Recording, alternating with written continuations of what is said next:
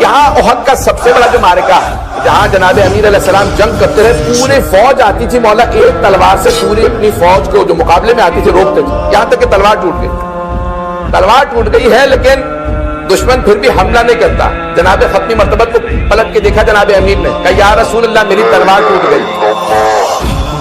شاہ مردہ، شیر یزدہ، قوت پروردگار، لا فتح الا علی، لا سیف الا ذوالفقار۔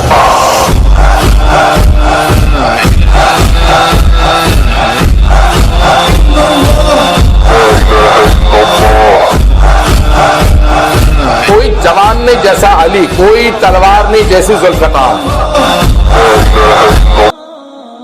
کسی بیٹی کا عید سے پہلے 90 سال کا باپ مر جائے،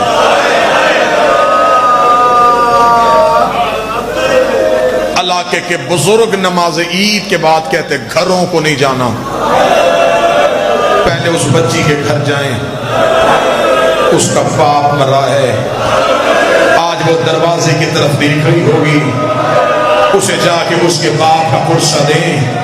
عید والے دن بیٹیاں دروازے کی طرف دیکھتی ہیں، اگر چیخیں اس سے بھی بلند ہو سکے تو ڈرنا۔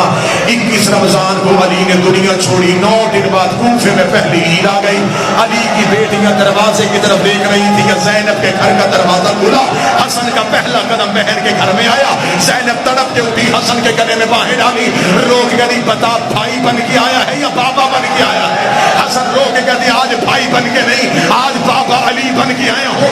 رو کے کہتی پھر بیٹیاں باپ سے جو مانگے باپ کو دینا پڑتا ہے، اگر میں تجھ سے کچھ مانگوں تو مجھے دے گا؟